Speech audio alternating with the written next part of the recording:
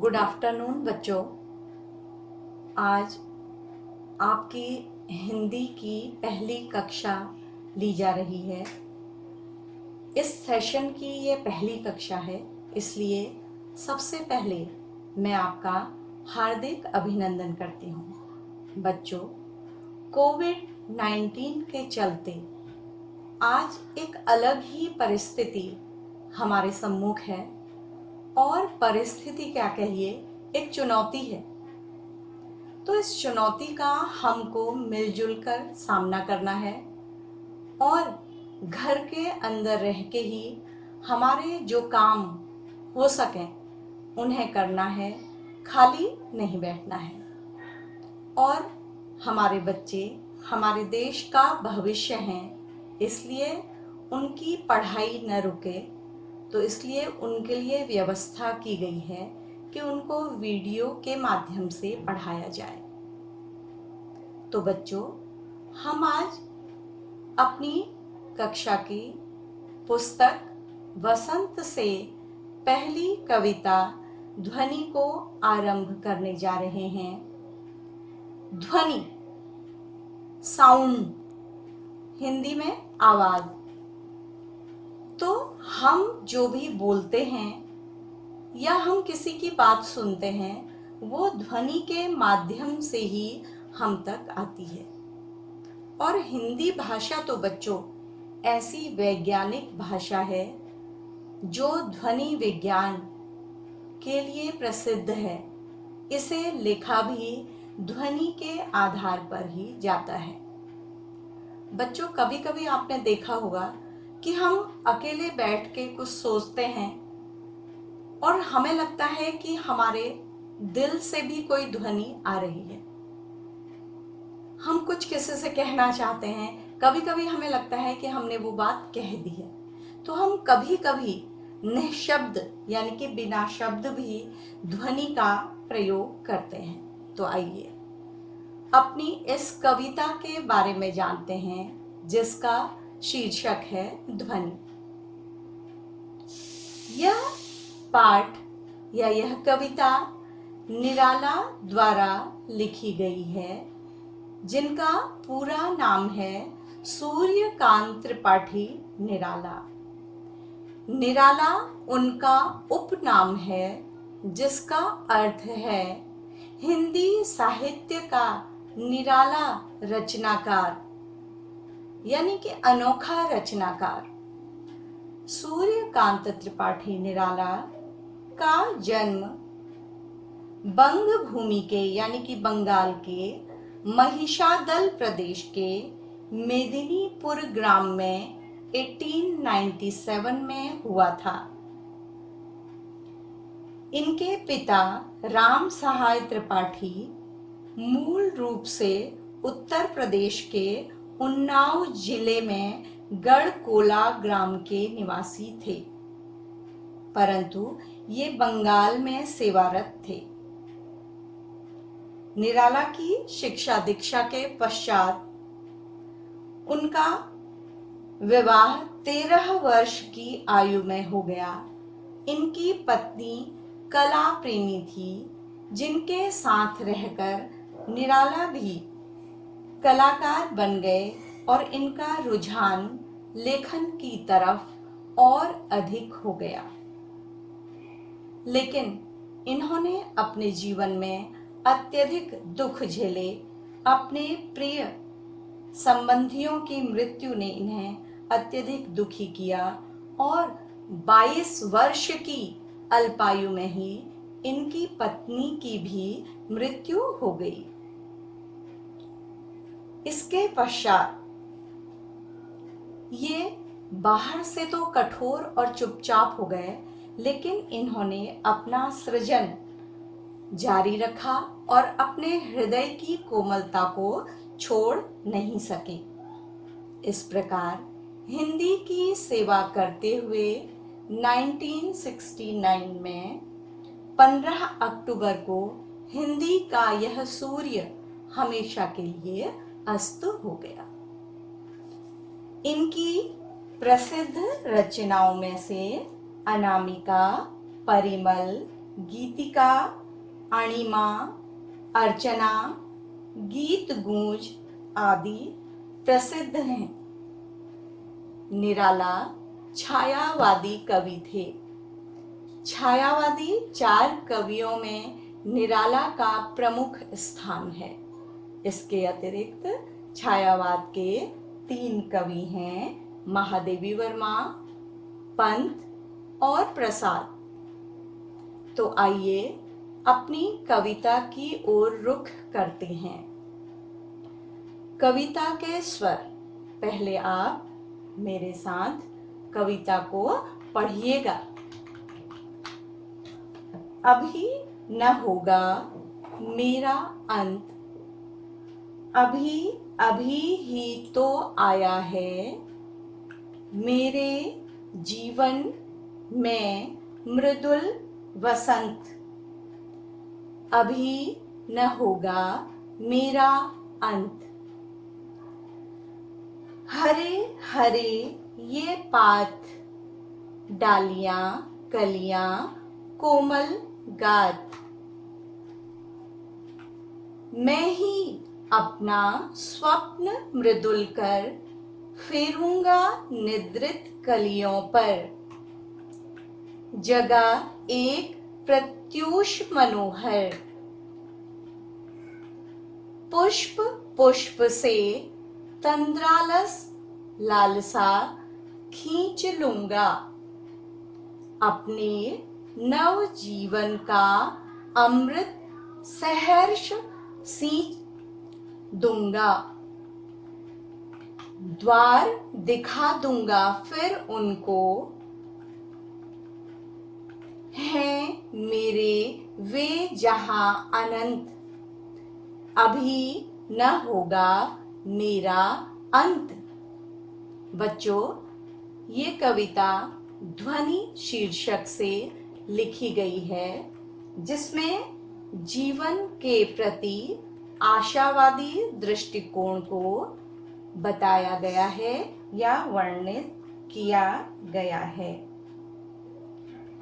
कवि स्वयं को एक आशावादी व्यक्ति के रूप में इस कविता के माध्यम से अभिव्यक्त कर रहे हैं तथा प्रतीकात्मक रूप से अपना उदाहरण देकर वे पूरे संसार के नव युवकों को उनके भविष्य के लिए जागृत करना चाहते हैं। कवि को पता है, अपने जीवन से ही पता है कि व्यक्ति का जीवन हमेशा खुशियों भरा नहीं होता है। उसमें कभी कभी दुख के तूफान भी आते हैं या रुकावटों के पर्वत या गहरे सागर भी आ जाते हैं। तो ऐसे में कभी कभी व्यक्ति निराश हो जाता है। उसे लगता है कि उसके जीवन का अंत हो गया है, वह अब कभी उठ नहीं पाएगा। तो ऐसे ही सभी निराशा में डूबे व्यक्तियों को कवि अपना उदाहरण देकर जगाना चाहते हैं। कवि, अब बच्चों, कवि का जो मंतव्य है इस कविता में, वो मैं पहले एक एक कठिन शब्द का आपको अर्थ बताऊंगी, उसके पश्चात व्याख्या करके बताऊंगी। शायद आपको पता होगा कि हमारे सीबीएसई बोर्ड में हमारी कविता के एक एक शब्द के अर्थ को जानना हमारे लिए महत्वपूर्ण होता है और हर पैराग्राफ में आधारित प्रश्न उत्तर भी हमारी परीक्षाओं में आते हैं। तो बच्चों, मैं आपसे इस बीच में एक प्रश्न और पूछना चाहती हूँ। क्या आपने निराला की कोई कविता अपनी पिछली कक्षाओं में पढ़ी है? सोचिए थोड़ी देर। मुझे पता है कि आपने पढ़ी है। बताइए, सोचिए, उसका नाम लिखिए। आपने पढ़ी है निराला की कविता। देखिए आपको याद आया या नहीं। भिक्षुक, जो कुछ इस तरह से थी। वह आता 2 टूक कलेजे के करता, पछताता पथ पर आता, पेट पीठ दोनों मिलकर हैं एक, चल रहा लकुटिया टेक। बच्चों, कुछ याद आया? आपने अपनी पिछली कक्षाओं में यह कविता पढ़ी है। इसका अर्थ है कि एक भिखारी जो भूखा है, अत्यधिक कमजोर है, वो रास्ते में चला आ रहा है। उसको देखकर कवि के मन में जो करुणा का अथाह सागर उमड़ा है, उसका वर्णन कवि ने इस कविता में किया है। आइए इस अन्य कविता के उदाहरण के साथ हम अपनी कविता की ओर चलते हैं और उसमें आए हुए कठिन शब्दों का अर्थ आपको मैं बताती चलती हूँ। सबसे पहला है मृदुल। इसका तात्पर्य है, बच्चों इसको अंडरलाइन कर लीजिएगा। आपके पास जो भी पुराने पेपर हो, जो भी लेखन सामग्री हो, उसमें इस कविता को लिखकर कठिन शब्दों को अंडरलाइन कर लीजिएगा। तो मृदुल का अर्थ है कोमल। वसंत का अर्थ है, कोई मुझे बताएगा वसंत क्या है? वसंत है ऋतु। अच्छा बताइए, ऋतुएं कितनी होती हैं? ऋतुएं 6 होती हैं। आज आप याद करके मुझे बताइएगा कि ऋतुओं के नाम क्या क्या होते हैं। ऋतुओं को कहा जाता है सीजन्स। हमारे देश में 12 महीने होते हैं, जिनमें से 2-2 महीनों को एक ऋतु के रूप में बांटा गया है। तो जब हम इस कविता का अगला सेशन लेंगे, आप लोग ऋतुओं के नाम याद करके तैयार रखेंगे। ये आज का होम असाइनमेंट भी मैं आपको दूंगी। तो वसंत एक ऋतु है जो शीत ऋतु के बाद आती है, जिसमें पूरी प्रकृति हरी भरी हो जाती है। हर पेड़ पर पतझड़ के पश्चात नई नई कलियां आने लगती हैं, फूल खिलने लगते हैं और पूरा प्रकृति का वातावरण हरियाली से भर उठता है, सुगंध से भर उठता है। खेतों में सरसों के पीले पीले फूल आने लगते हैं, फसलें पकने लगती हैं, गेहूं चना तैयार होने लगता है। तो यह ऋतु सब ऋतुओं से श्रेष्ठ मानी गई है। इस कविता में वसंत ऋतु को युवा व्यक्ति से प्रतिरूपित किया गया है, यानी कि वसंत ऋतु को यहाँ पर रूपक बनाकर युवा को संबोधित किया गया है, क्योंकि जीवन में युवा अवस्था सबसे अच्छी अवस्था है, सबसे शक्तिपूर्ण अवस्था है। उसी अवस्था में हम महत्वपूर्ण कामों को कर सकते हैं। बचपन में हम खेलते हैं, पढ़ाई आरंभ करते हैं या छोटे छोटे कामों को करते हैं, लेकिन युवावस्था ऐसी अवस्था है जिसमें हम स्वस्थ रहते हुए अपने लिए, परिवार, समाज, देश के लिए कुछ कर सकते हैं। तो इसलिए वसंत ऋतु को किसके समान संबोधित किया गया है? युवावस्था के समान। इसके पश्चात इसका कठिन शब्द है ये पात। ये तद्भव शब्द है बच्चों। तत्सम शब्द होता है पत्र। पत्र तत्सम का तात्पर्य होता है वे शब्द जो संस्कृत से वैसे ही ले लिए गए हैं बिना किसी परिवर्तन के, लेकिन अपनी सरलता के लिए व्यक्ति ने बोलने के लिए जिन संस्कृत शब्दों को बदल दिया, उन्हें तद्भव शब्द कहा जाता है। तद्भव यानी कि उससे उत्पन्न। तो पात तद्भव शब्द है। पात का मतलब है पत्ता या संस्कृत में पत्र। डालियां, शाखाएं, कलियां, फूलों से पहले की अवस्था जब फूल खिले नहीं होते। कोमल, कोमल, गात मीन्स शरीर। ये भी गात्र संस्कृत से लिया गया है। गात तद्भव शब्द है।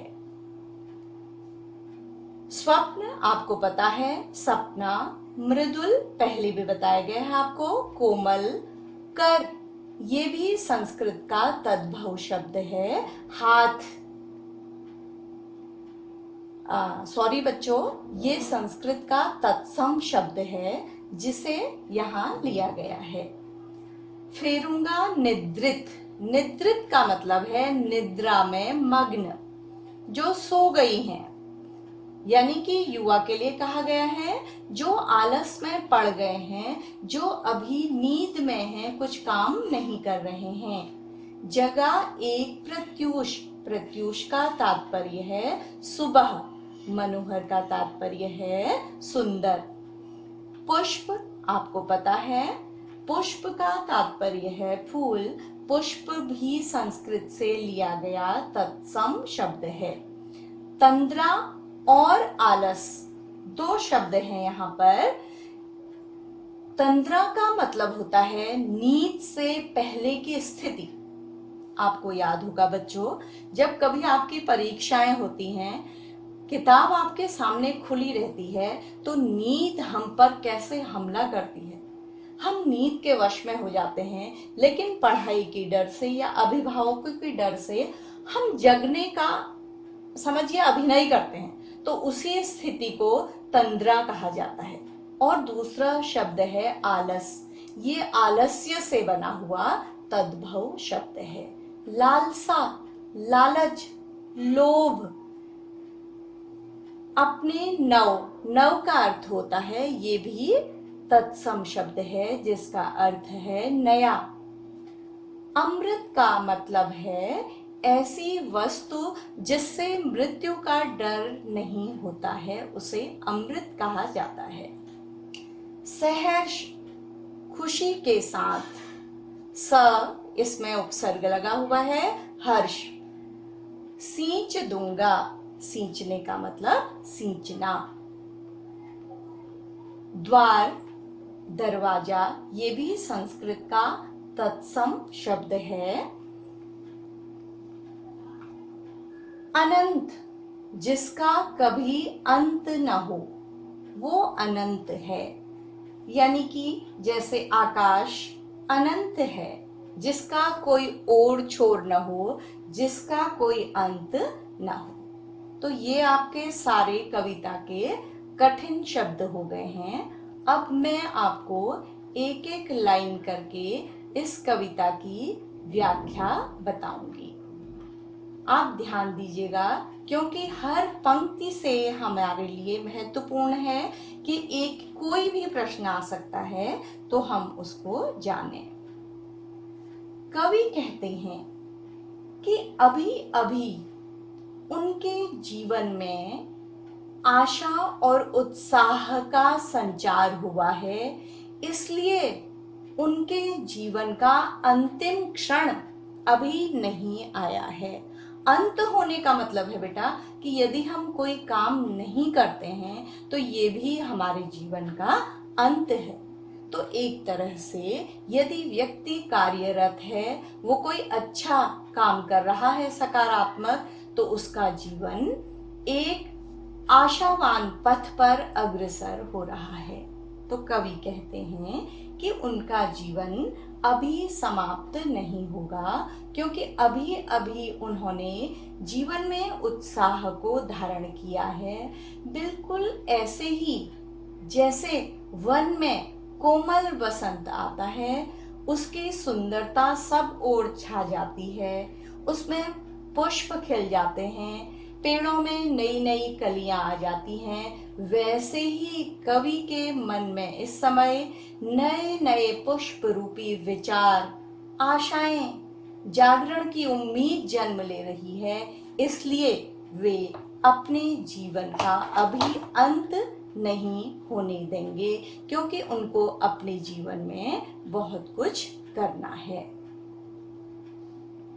तो कवि कहते हैं कि उनके जीवन रूपी वृक्ष पर ये हरे हरे पत्ते हैं नवीन भावनाओं का, नवीन कुछ नए काम करने का संदेश देने वाले प्रतीक। तो कवि कहते हैं कि अभी अभी उनके जीवन में वसंत ऋतु आई है, उनके जीवन में नए नए विचारों के हरे हरे पत्ते आए हैं और उनका जीवन रूपी वृक्ष डालियों से, नई नई कलियों से और उन कलियों और डालियों के कोमल शरीरों से, यानी कि कोमल डालियों और कलियों से भरा हुआ है। यानी कि उनके जीवन में इस समय आशा की, उम्मीद की, जागरण के नए नए विचार जन्म ले रहे हैं, जिनका प्रयोग करके, उन विचारों का प्रयोग करके वे अन्य लोगों को भी इन अपने सपनों का प्रयोग करके, जो उनके कोमल सपने हैं इस देश के लिए, इस जाति के लिए, समाज के लिए, उन कोमल हाथों का प्रयोग करके, अपनी आशा के हाथों का प्रयोग करके इस संसार में जो युवा सो गए हैं, आलस से भर गए हैं, उनके जीवन में भी वो एक नया सवेरा ले आएंगे। और ये सवेरा बहुत सुंदर होगा, क्योंकि यदि कवि इन लोगों को जगाने में कामयाब हो गए तो दुनिया का पूरा जो निराशा है दुनिया से, वो पूरी दूर हो जाएगी और दुनिया का एक नया रूप हमारे सामने होगा जो बहुत सुंदर होगा। इसके पश्चात कवि कहते हैं कि वो कुछ व्यक्तियों पर यह प्रयोग नहीं करेंगे, बल्कि हर नवयुवक को पुष्प पुष्प से तंद्रालस लालसा खींच लूंगा। पुष्प पुष्प कहने का तात्पर्य है कि हर युवक से जितना संभव हो सके वो आलस्य और नींद की स्थिति को जागरण में बदल देंगे तथा उसके जीवन में ऐसी लालसा जो दुनिया में लोगों का हित नहीं करती, जो अपने स्वार्थ के लिए ही होती है, उसको भी कवि कहते हैं कि वो खींच लेंगे, यानी कि उसको क्या कर देंगे, वो दूर कर देंगे और इस आलस्य को, नींद से पहले की स्थिति को और लोभ, आकर्षण को खींचकर वे उन सब में अपने जीवन का, आशाओं का अमृत देकर उनके जीवन को खुशियों से भर देंगे। स्वयं की खुशियों को, स्वयं की आशाओं को उन नवयुवकों के जीवन में भी संचारित करके उनके जीवन भी क्या कर देंगे, बदल देंगे। अमृत का प्रयोग किया जाता है उस समय के लिए जब व्यक्ति मृत्यु से जूझता था। ये हमारे पुराणों में, वेदों में अमृत का नाम बहुत बार आता है। आज भी ऐसी दवाइयों को अमृत कहा जाता है, ऐसी वस्तुओं को जो व्यक्ति की जीवनी शक्ति को बढ़ाती हैं। तो कवि की इस पंक्ति का तात्पर्य है कि वो अपने जीवन के स्वप्नों को, ऐसे स्वप्नों को जो आशावादी होंगे, उनसे अन्य लोगों को भी, समाज के लोगों को भी, जो आलस में पड़े हैं, जो डरे हुए हैं, जो समझते हैं कि उनके जीवन का अंत हो गया है, उनके जीवन को भी अमृत तत्व से भर देंगे। बच्चों, इसके पश्चात मैं आपके लिए कुछ होमवर्क यहाँ पर दे रही हूँ, जिसे मैं टाइप कर रही हूँ।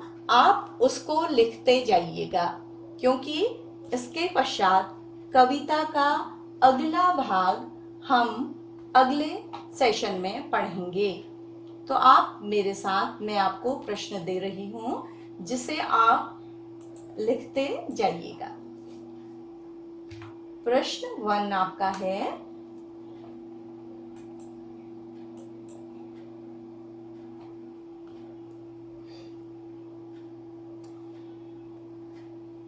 इन प्रश्नों को आप करिएगा। और प्रश्न नंबर 1 आपका है,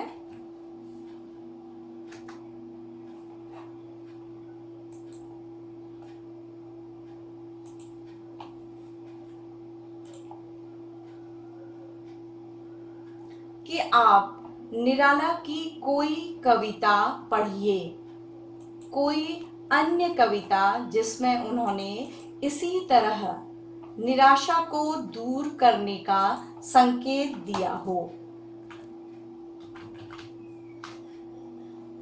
तो बच्चों कर दीजिए।